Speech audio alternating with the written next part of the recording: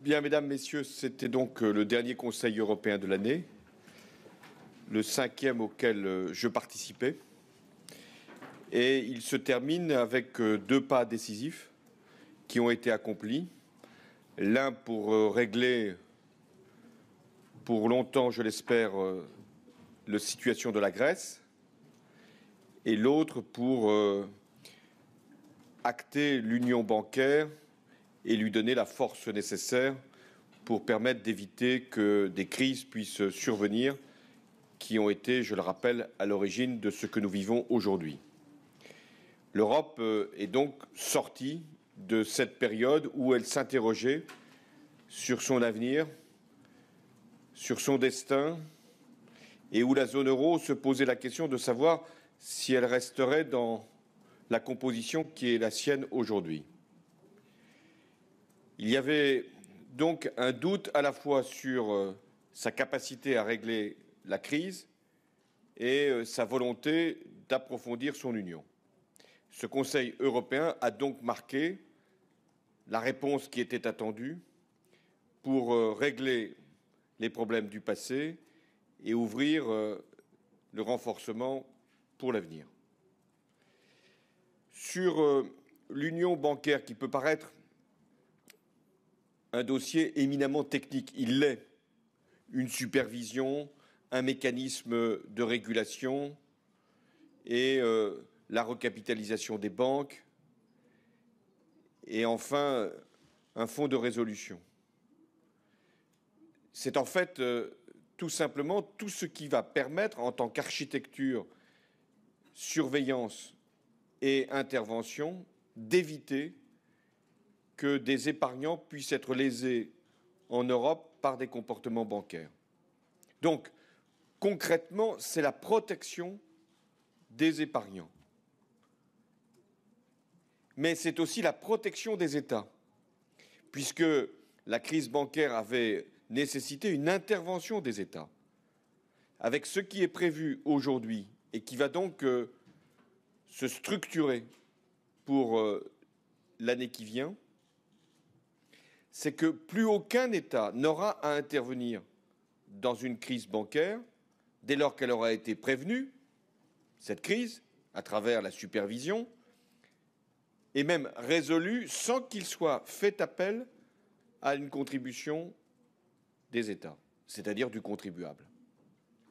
Donc c'est, je crois, pour beaucoup d'Européens, un soulagement que de savoir que les crises peuvent être maintenant endiguées, empêchées, et que même si elles devaient survenir sur un établissement bancaire, il ne serait plus fait appel à la contribution des États.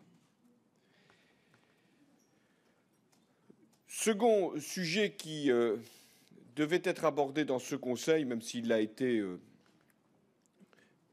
avec peu de temps pour en parler, ça a été l'examen de ce pacte de croissance que j'avais voulu engager dès le premier Conseil européen et qui s'est traduit, vous le savez, par 120 milliards d'euros.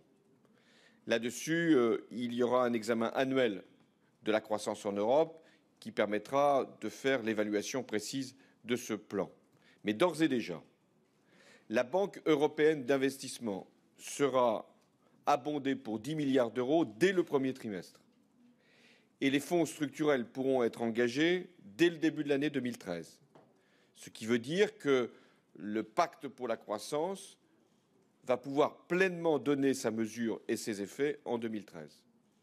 L'année 2013 sera donc une année pleine pour l'Europe, puisqu'il y aura l'exécution de ce pacte de croissance et la mise en œuvre de la supervision bancaire, de la recapitalisation des banques. Il y a eu aussi, pour la première fois au Conseil européen, une déclaration sur l'Europe de la défense, au sens où il y a la volonté de renforcer la capacité de défense des pays et en même temps de développer l'industrie européenne de défense. Il y aura un sommet, Conseil européen donc, à la fin de l'année 2013, qui, là encore, permettra de prendre des décisions dans ces deux domaines. Enfin, la dernière question qui devait être traitée à ce Conseil, et ça a été une bonne partie des débats de ce matin, c'était la Syrie. C'est la Syrie. Avec trois principes qui ont été posés. Celui de la transition, du départ d'Assad, et donc de tout ce qui peut être fait pour préparer l'opposition à prendre ses responsabilités. Le second principe, c'est d'apporter tout le soutien nécessaire, aussi bien sur le plan humanitaire que sur le plan de l'accueil des réfugiés et du soutien politique à la coalition, et il a été salué la réunion des amis de la Syrie à Marrakech. Et enfin, c'est de faire en sorte que les pays qui affrontent l'afflux de réfugiés puissent être eux-mêmes soutenus par l'Union européenne. Voilà les grands thèmes de ce Conseil qui a permis, je pense, de fermer une page et d'en ouvrir une autre, de clore une période et d'en engager une autre. Ce qui s'est achevé, accompli là, c'est le règlement des problèmes qui avaient tourmenté, même désorganisé l'Union européenne avec une crise historique. Et la page qui s'ouvre est celle qui va permettre de mettre en place tous les mécanismes que l'Europe a décidé d'engager. Mécanismes budgétaires, mécanismes de stabilité, mécanismes bancaires. Enfin, l'approfondissement de l'Union pourra trouver sa place à travers le rapport de M. Van Rompuy, qui sera encore précisé au mois de juin prochain, de façon à ce que nous puissions, au lendemain des élections de 2014, engager une autre étape encore de l'Union européenne, une étape politique. Je peux répondre à vos questions. Allons-y. Bonjour Monsieur le Président, Alain Franco, RTL Le Point. Je voudrais vous poser une question qui a à faire avec votre gouvernement. Lorsqu'il était de passage ici, votre ministre, le ministre de Jean-Marc Ayrault, Arnaud Montebourg, a déclaré, nous a dit que le socialisme avait été colonisé par le réganisme. Il a fait allusion au blairisme, au zapatérisme, et il a dit qu'il fallait en finir. Je voudrais avoir votre opinion là-dessus. Est-ce que vous pensez, comme lui, effectivement, que le réganisme et que le libéralisme ont donc gangréné le socialisme? Là, nous parlons d'une période que les plus jeunes n'ont jamais connue. Donc, moi, je ne m'adresse pas qu'aux moins de 20 ans, mais à tous. C'est-à-dire, nous avons à construire une voie originale toujours, parce que nous sommes la France et parce que nous avons des principes et des valeurs qui nous obligent. Maintenant, et j'en fais l'expérience dans ce Conseil européen, sans en être surpris, nous avons à composer avec d'autres qui ne partagent pas nos convictions, mais qui sont sincèrement européens, et puis composer avec le réel, qui n'a pas adhéré au socialisme pour autant. Le réel, il est là. Il doit être travaillé, transformé. Mais nous ne pouvons pas toujours en décider à sa place du réel. Donc nous l'affrontons et nous faisons en sorte de permettre à la France d'avancer. L'enjeu pour mon gouvernement, c'est de pouvoir être capable de mettre la France au meilleur niveau. Parce que, et ce Conseil européen me le confirme, il y aura une reprise de la croissance. Tout est aujourd'hui prêt pour qu'il y ait cette reprise de croissance. La confiance qui est revenue, des mécanismes de stabilité, de solidarité qui ont été introduit, des échéances électorales qui ont été passées, je pense notamment aux États-Unis, une situation géopolitique qui peut être maîtrisée et des efforts qui ont été engagés par beaucoup de pays, et le nôtre prend ses responsabilités en matière de redressement de comptes publics, en matière de compétitivité. Donc, le rôle du gouvernement français, c'est de saisir cette reprise lorsqu'elle se produira pour que nous soyons en capacité d'en tirer le meilleur profit. C'est ça qui justifie l'effort que nous faisons. Ce n'est pas un effort vain, ce n'est pas une austérité que nous devrions accepter, nous ne la voulons pas. Et nous écartons tout ce qui peut affecter le pouvoir d'achat des Français. Mais nous sommes face à une situation de chômage, donc nous devons tout faire pour être prêts à tirer le meilleur parti de la reprise de la croissance lorsqu'elle va venir. Et je pense qu'elle viendra en 2013. Monsieur le Président, Valérie Nataf, TF1, au début de votre mandat, vous vous impatientiez. Vous disiez que le temps des décisions en Europe ne correspondait pas ni au temps des marchés, ni au temps économique. Est-ce que les décisions que vous venez de prendre dans ce Conseil européen vous permettent de dire que les temps s'accordent mieux? Oui. Je pense qu'un des problèmes qu'a rencontré l'Europe, c'est qu'elle n'était pas prête à affronter une crise de cette ampleur et de cette nature. Une crise bancaire et une crise financière, liée à des dérèglements également dans la conduite des finances publiques. Donc elle a été prise au dépourvu. Et elle a mis du temps avant d'en prendre la mesure, l'ampleur, et de trouver les parades nécessaires, les mécanismes indispensables. Et enfin, elle a pensé que la seule austérité pouvait être l'issue, la sortie de la crise. Or, depuis plusieurs mois, nous avons pu prendre des décisions à la fois sur des mécanismes qui maintenant sont à l'œuvre, qui ont été préparés avant, parce que rien n'est inventé, tout a été en gestation, mais il fallait prendre ces décisions, et notamment les mécanismes de stabilité, les formes d'organisation de la Banque centrale pour compléter ce mécanisme, et puis des mécanismes également de solidarité pour la croissance. Donc voilà, nous avons pu prendre des décisions, et la principale, même si c'est pour beaucoup de nos concitoyens compliqué de le comprendre, c'est sur les banques. Parce que la finance a été à l'origine de cette crise. Donc la finance devait être maîtrisée. Elle va l'être.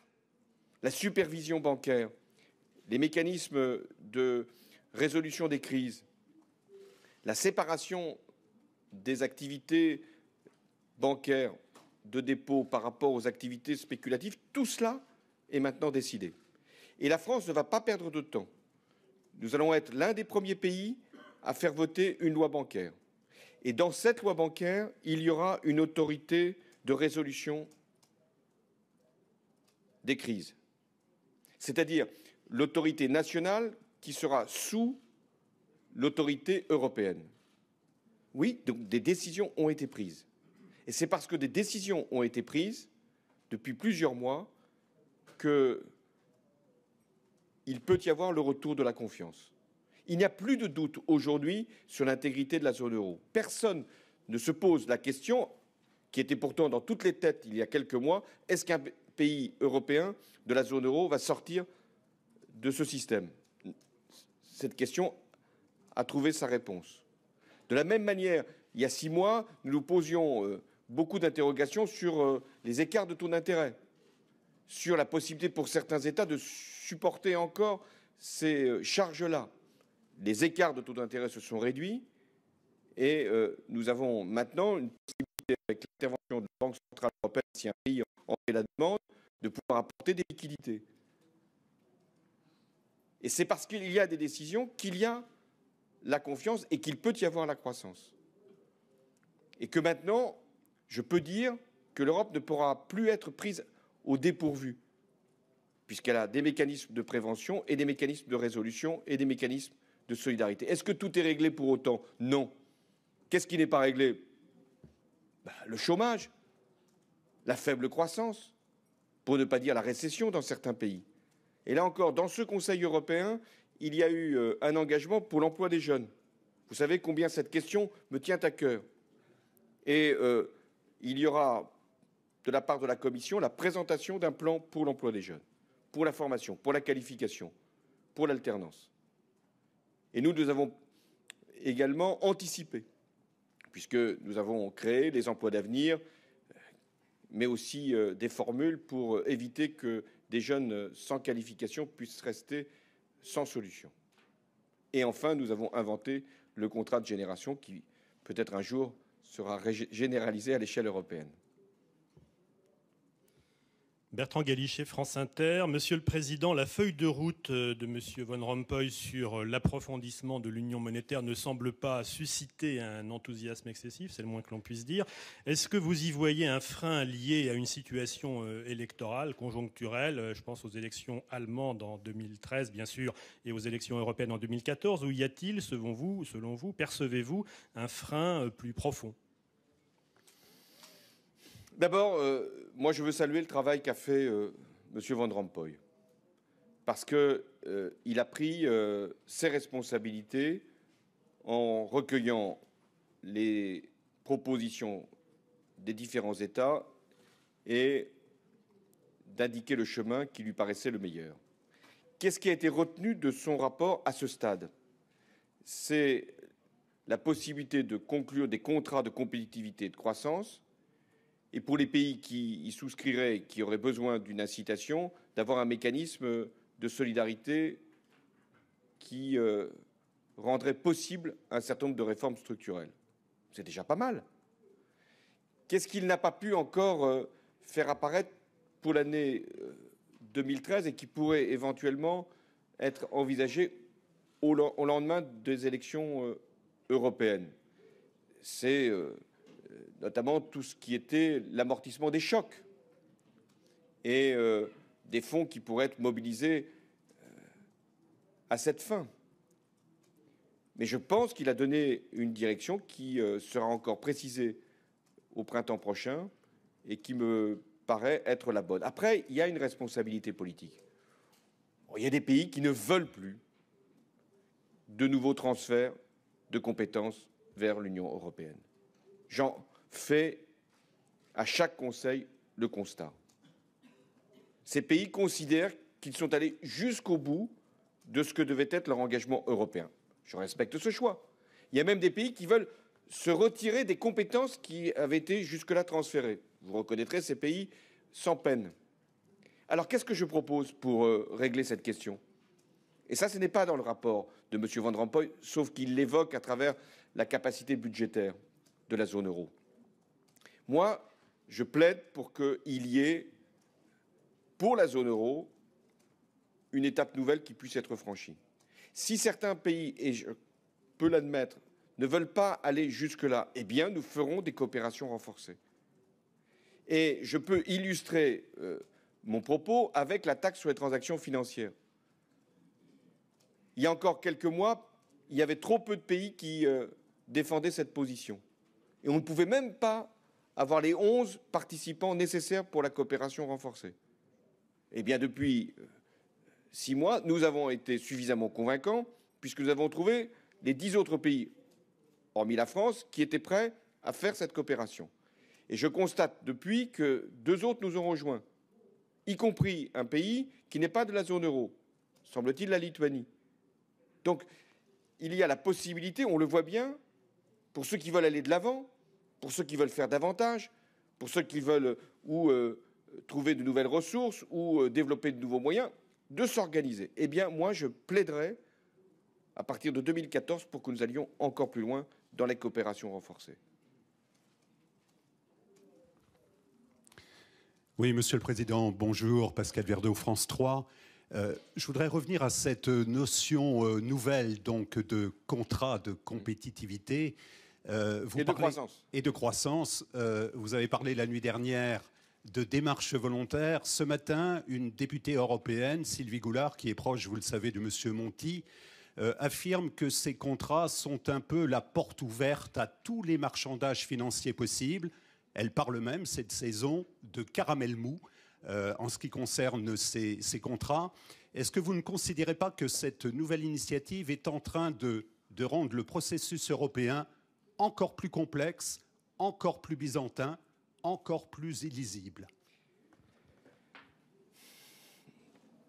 Pour une fois que nous pouvons être capables de faire du cousu humain et pas de la norme et de la contrainte, saisissons-nous de ces formules. Qu'est-ce que ça veut dire un contrat de compétitivité et de croissance? Ça veut dire que pour un pays qui voudra faire un certain nombre de réformes en matière d'innovation, de recherche, d'amélioration de sa compétitivité, de formation professionnelle, d'organisation différente du travail, et qui souhaitera avoir un accompagnement de la part de l'Europe, parce que ça correspond à des convergences souhaitables ou à des orientations qui ont été posées il y a bien longtemps d'ailleurs par l'Europe. Souvenez-vous du processus de Lisbonne. Eh bien, ce pays pourra avoir donc le soutien de l'Europe. Moi, je ne vois pas pourquoi j'aurais à m'en effrayer.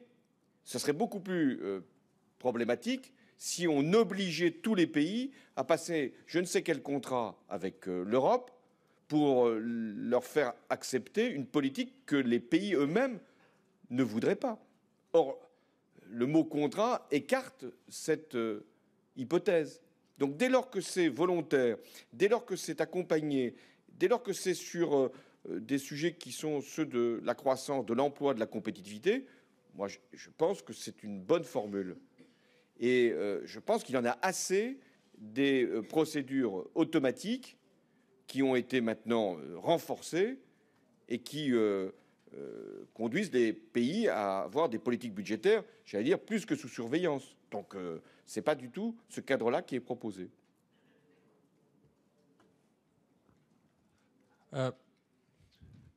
Oui. Ici. Ici.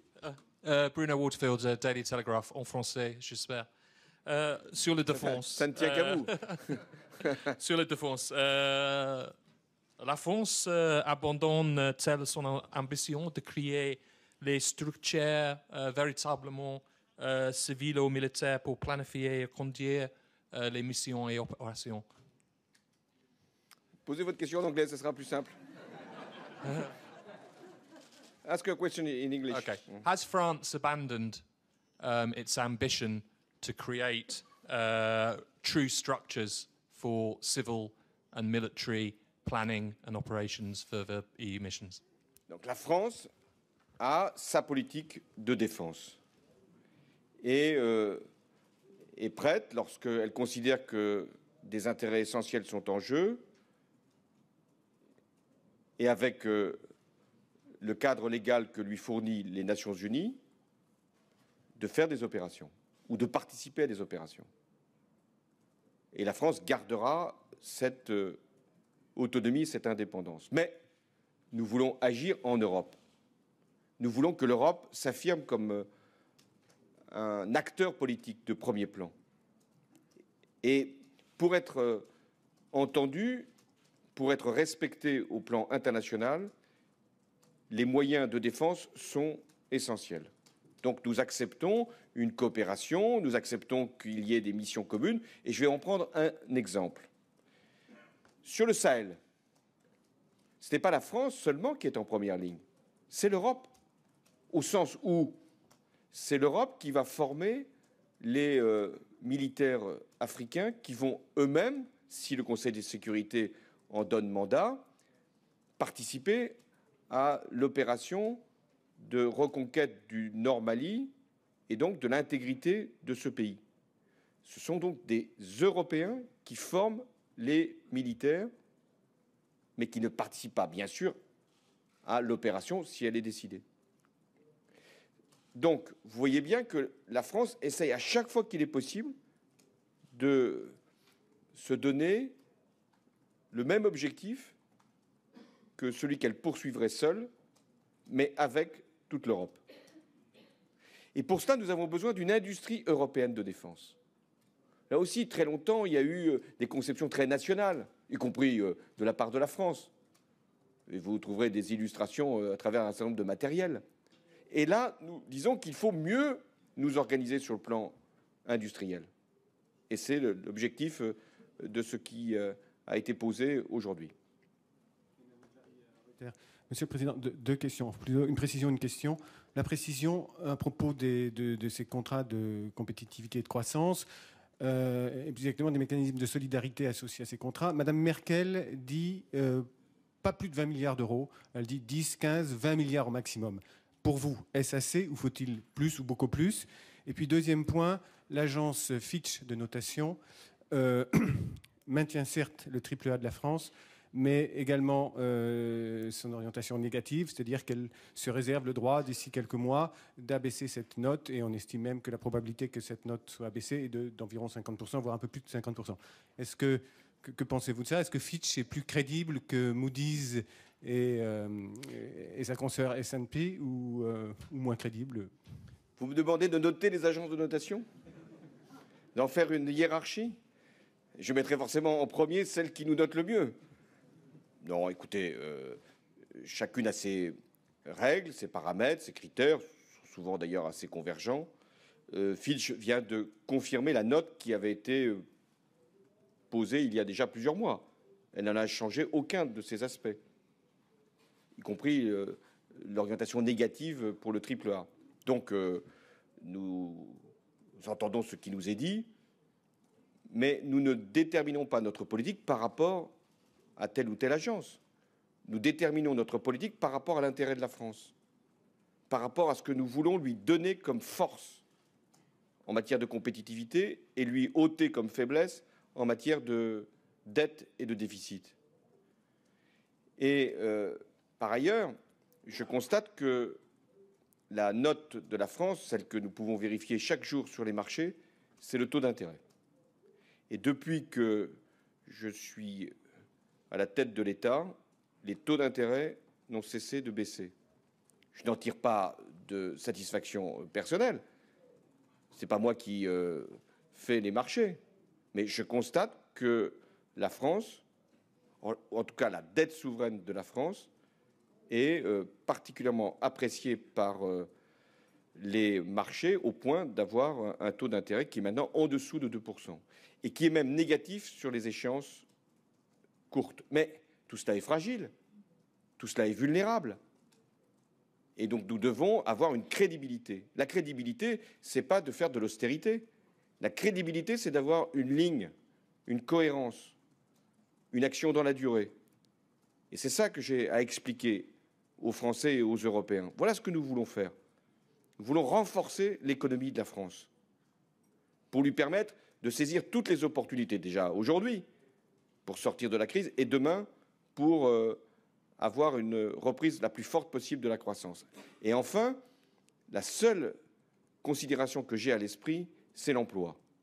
C'est-à-dire que nous devons créer de l'emploi. À cet égard, des mesures ont été prises et il y aura la négociation qui n'est pas encore achevée sur la sécurisation de l'emploi. Et nous en attendons dans les prochains jours la conclusion. Oui, sur ce que dit Mme Merkel en termes de montant, elle l'a dit au Conseil européen, on en avait parlé. Enfin, franchement, si déjà on arrivait à dégager 10, 15, 20 milliards rapidement pour les mécanismes de solidarité, je prends. Moi, je prends tout. 120 milliards pour le pacte de croissance, 15 à 20 milliards pour le mécanisme de solidarité. On verra pour la suite. Pour le fonds de résolution aussi des banques, il va falloir trouver un certain nombre de montants. Donc, tout ce qui peut être mis au service de la solidarité, de l'emploi, de la croissance et de la compétitivité, je prends. Mireille Lemarasquier, France Info. Monsieur le Président, la Syrie, vous dites qu'il faut faire partir le plus rapidement possible Bachar al-Assad. La coalition nationale syrienne a été reconnue par une centaine d'États là, cette semaine. Les missiles patriotes vont être installés à la frontière turque. Qu'est-ce qu'on peut faire pour le faire partir rapidement? Je veux dire, est-ce qu'il y a des pays qui seraient prêts, par exemple, à l'accueillir? Est-ce qu'il n'y a pas des négociations qui sont possibles? Est-ce qu'on peut exfiltrer M. Bachar el-Assad ou est-ce qu'on attend des réunions du Conseil de sécurité? Faut-il encore que lui-même soit candidat à l'exfiltration? Donc, pour le moment, je pense qu'il faut renforcer la pression. La pression, elle est d'abord sur le terrain. L'opposition en gagne tous les jours du terrain. Et donc, il y a une vulnérabilité qui n'était pas, là encore, évidente il y a quelques semaines ou quelques mois. Ensuite, la pression politique, d'où la décision qu'a prise la France, la première nation à le faire, de reconnaître la coalition. Aujourd'hui, il y a un mouvement pour aller dans cette direction. La France a donné le temps décisif pour cette reconnaissance. Et après, il y a les pressions en termes de sanctions et également les aides que nous pouvons apporter à l'opposition. Reste de convaincre les membres du Conseil de sécurité. Vous savez que la Russie est aujourd'hui toujours sur la même position. Mais la Russie, elle entend, elle voit, elle constate ce qui se passe. Et à nous de lui dire, et je n'ai cessé de le faire, et je continuerai de lui faire passer ce message, la Russie n'a rien à perdre ou à craindre d'un changement. Elle a des intérêts, elle a des relations avec la Syrie, c'est respectable. Mais faut-il encore que la coalition nationale, qui sera demain, je l'espère, le gouvernement de la Syrie, puisse donner des garanties que c'est bien un processus démocratique qui est prévu après le départ de Bachar el-Assad. Donc il y a aussi ce travail avec la coalition. Et la déclaration du Conseil européen permet, là encore, ce dialogue pour bien déterminer ce qu'on peut admettre dans la coalition, et notamment un certain nombre de groupes, puisque un a été considéré comme étant plus dangereux que d'autres, même si il intervient pour chasser Bachar el-Assad, et deux, la protection des minorités. Le texte, d'ailleurs, fait référence à la protection des minorités. Oui. Bien, on prend encore deux autres questions. Oui, juste, Monsieur le Président, Anne Bourse, France 3. Juste devant ah oui, vous. pardon. La semaine prochaine, vous allez en Algérie. Aujourd'hui, il y a l'avocat des parties civiles dans l'affaire de l'assassinat des moines de Tibérine qui se plaint de la lenteur des procédures, du manque de coopération de l'Algérie dans cette affaire. Est-ce que vous en parlerez avec votre homologue la semaine prochaine en Algérie? Bon, je ne veux pas parler de l'Algérie ici à Bruxelles, et vous seriez les premiers à m'en faire le reproche. Je vous connais bien. Mais je parlerai avec les autorités algériennes, avec le président Bouteflika, de tous les sujets. Charles Bremner du Times. Vous avez fait allusion là à certains pays qui sont réticents, qui sont allés trop loin dans l'intégration. David Cameron a promis ce qu'il appelle la répatriation des compétences. Est-ce que la France est favorable à ça, à la discussion avec la Grande-Bretagne pour repatrier? Pour rapatrier. Écoutez, quand un pays s'engage, généralement c'est pour la vie. Donc moi je pense que les traités sont faits pour être respectés. Et je n'ai pas entendu M. Cameron, pour l'instant, dans un Conseil européen, demander de sortir de certaines compétences.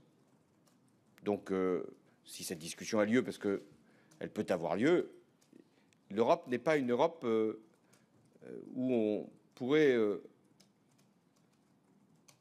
enlever des compétences. On peut ne pas participer à de nouvelles compétences. Et ça, je le comprends et je l'admets parfaitement. C'est-à-dire que pour des étapes ultérieures, la Grande-Bretagne peut très bien dire qu'elle ne veut pas y participer. Elle en a parfaitement le droit. Ça s'est d'ailleurs vérifié pour le traité budgétaire. Et quand je parle de coopération renforcée, justement, je fais en sorte de ménager des pays qui ne veulent pas aller plus loin. Et lorsque je parle de renforcement de la zone euro en tant que telle, sans écarter les pays qui veulent la rejoindre, ce qui n'est pas le cas du Royaume-Uni, eh bien, ça permet justement de respecter les positions de chacun. sans donner l'impression qui serait fâcheuse d'écarter un pays.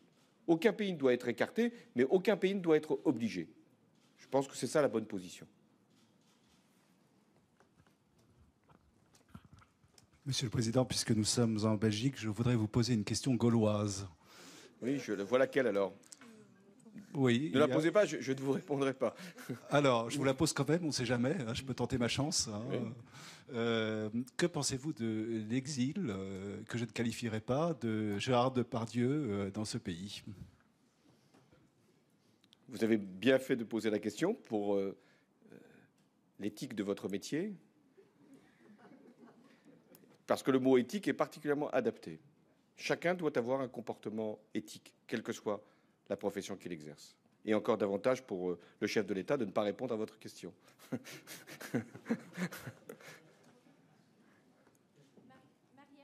D'Euractiv. Deux questions rapidement.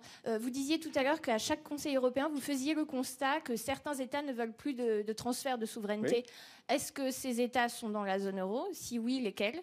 Et vous avez d'autant plus intérêt à répondre à cette question qu'elle est posée par Jean Quatremer et par moi. D'accord. Et une deuxième question sur l'Europe sociale. Il en est fait brièvement mention dans les conclusions. Martin Schulz a appelé hier les États à prendre mieux en compte la dimension sociale de l'Union économique et monétaire, et vous plaidez pour l'intégration solidaire. Donc, comment la France compte contribuer utilement au débat sur l'Europe sociale? Quelles sont les propositions concrètes que vous avez en tête dans ce domaine? Merci. Donc, contraint de répondre à cette question, sous la pression directe d'un groupe de journalistes qui s'est organisé en fractions, je vais aller à l'essentiel. Sur l'Europe solidaire, c'est ma position.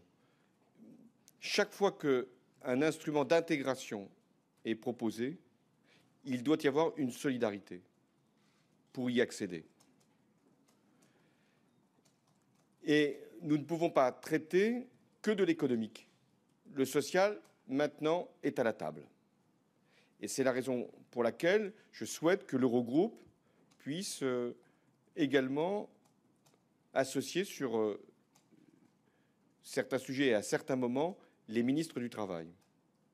Enfin, le Parlement européen est également animé par cette ambition-là. L'Europe, elle ne peut pas être simplement qu'un marché, une monnaie, sans doute maintenant mieux organisée, mais qui n'aurait pas de contrepartie sociale. Et moi, je veux que la question des jeunes soit une question européenne. Non pas que ce serait une compétence européenne, ça ne l'est pas. Mais quand il y a un chômage qui dépasse 25% en France pour les jeunes, qui peut aller même au-delà en Espagne, et qui commence à être très présent également en Allemagne, nous avons tous intérêt à ce que cette question de la formation, de la qualification et même de l'éducation soit traitée à l'échelle européenne. La deuxième question que vous m'avez posée, c'est est-ce qu'il y a des pays qui sont dans la zone euro qui ne veulent pas davantage de transferts? Oui, il y en a. Il y en a. Et qui disent « je n'ai pas aujourd'hui l'autorisation », c'est leur formule, hein, « je n'ai pas l'autorisation de mon Parlement pour aller plus loin ». C'est à chaque fois ce qui nous est dit, y compris sur le mécanisme de solidarité lié au contrat de compétitivité et de croissance. Alors qu'est-ce qu'on fait? On respecte ces pays. D'ailleurs, ils nous ont dit, je n'ai pas non plus l'autorité pour faire la taxe sur les transactions financières. Bon, eh bien, on fait une coopération renforcée. C'est ça l'idée. C'est qu'on ne peut pas simplement être contraint par des pays qui ne veulent pas aller plus loin. Mais je ne veux pas contraindre des pays qui ne veulent pas non plus aller plus loin. Et donc pour ça, il faut retrouver une certaine souplesse. Je n'ai pas dit une liberté. Ce n'est pas une Europe à la carte que nous voulons, mais c'est une Europe qui ait des niveaux de compétences différents et des vitesses différentes. Cette idée, elle traîne depuis longtemps. Elle n'a jamais été véritablement admise. Elle a été proclamée souvent. Eh bien, il est temps de la mettre en œuvre. Monsieur le Président, bonjour, François Baudonnet, France 2.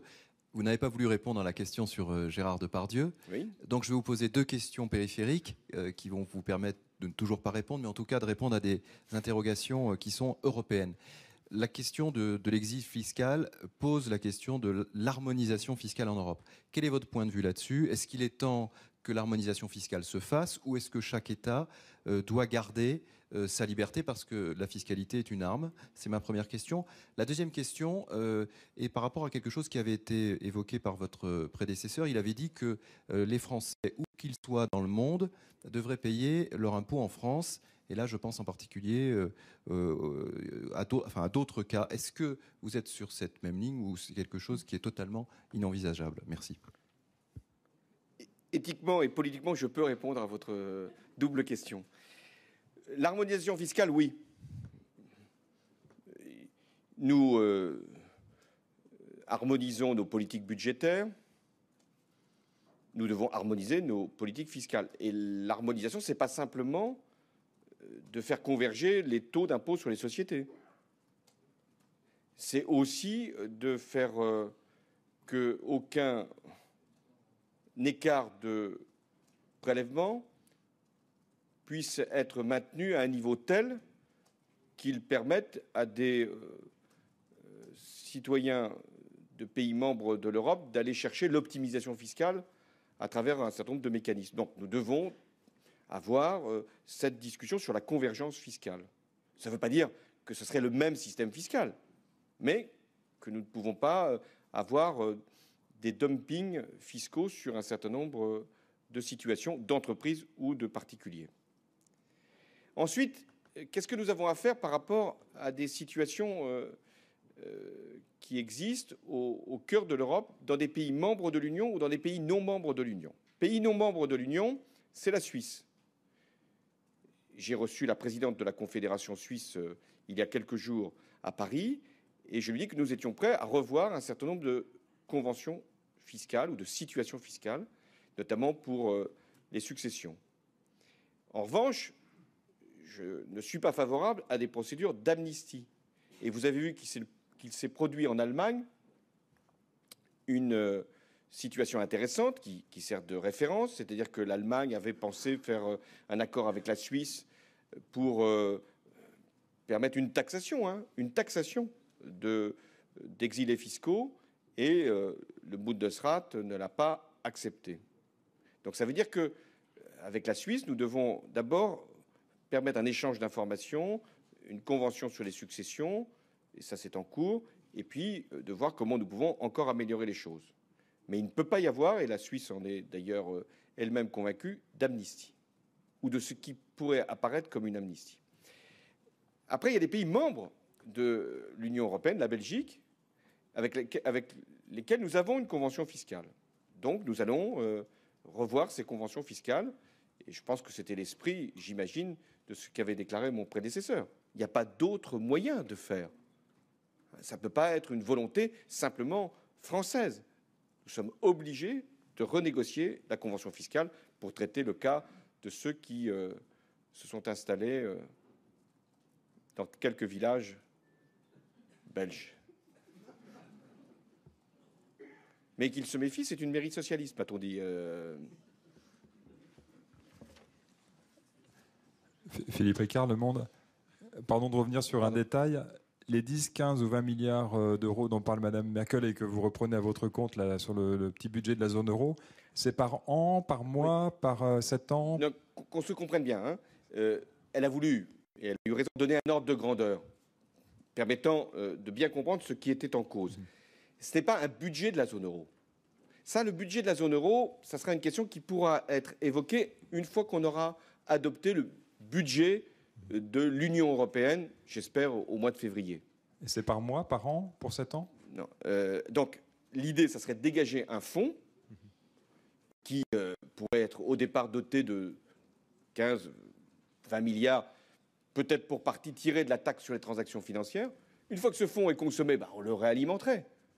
Donc, c'est un fonds qui permet d'initier un processus.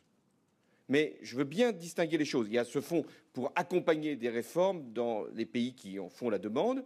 Et puis, il y aura ce que l'on pourra éventuellement décider, si la zone euro est d'accord sur ce principe, d'affecter comme budget propre de la zone euro. Mais ça, nous n'en sommes pas là. Et c'est pour ça que ça me paraissait plutôt intelligent de commencer par un fonds spécifique dédié à ces contrats d'emploi, de croissance, de compétitivité, plutôt que d'attendre un éventuel budget de la zone euro qui ne viendra peut-être jamais. Juste au-delà de cette précision, j'avais une question en fait sur l'union bancaire. Oui. Sur la résolution, et notamment le fonds de résolution qu'on a mis sur les rails, manifestement hier soir, discrètement, quelle est dans l'idéal votre idée sur ce fonds de résolution? Est-ce que ça doit être un fonds mutualisé, unique, pour tous les pays participants à la supervision commune? Quel est votre objectif là? Merci. Donc il y aura des autorités de résolution dans chacun des pays. Je vous ai dit, en France, nous allons créer cette autorité dès la loi bancaire. Et puis, il y aura une autorité européenne de résolution.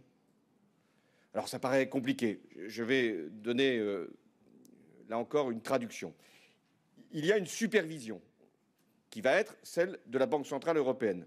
Dans chaque pays, il y a des superviseurs, les banques centrales de chacun des pays.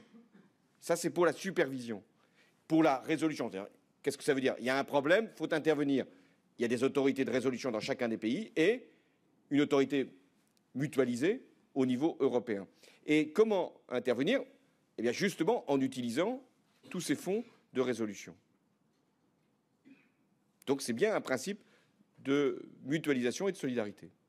Et comme vous l'avez dit, ça s'est fait discrètement, mais ça s'est fait. Et le principal, c'est que ça se fasse. Parce que, là encore, pour les pays qui ne veulent pas de nouveaux transferts, c'est quand même un sujet.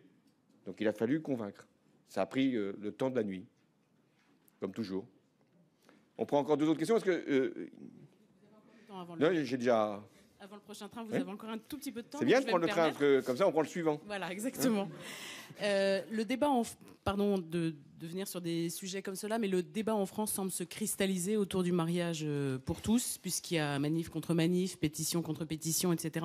Est-ce que vous redoutez de diviser un peu plus la société française sur ce débat? C'est ma première question. La deuxième, par un curieux hasard médiatique, 3 ministres de votre gouvernement, des proches de Ségolène Royal, s'interrogent sur l'avenir de Ségolène Royal en estimant qu'il y a du talent et qu'il faudrait qu'il s'exprime.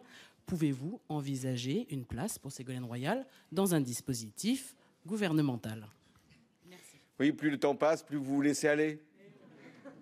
Et plus je me contrôle. Donc, n'espérez pas de réponse, parce que d'abord, où que vous m'auriez posé cette question, je ne vous aurais pas répondu. Le temps n'est pas celui-là. En revanche, le mariage, je peux vous répondre d'une autre manière. C'est-à-dire que nous sommes en Belgique. Le mariage pour tous a été voté et est appliqué. Nous sommes dans un Conseil européen avec des pays très différents.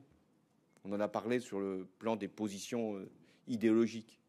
Il n'empêche, M. Cameron vient d'annoncer qu'il va proposer le mariage pour tous.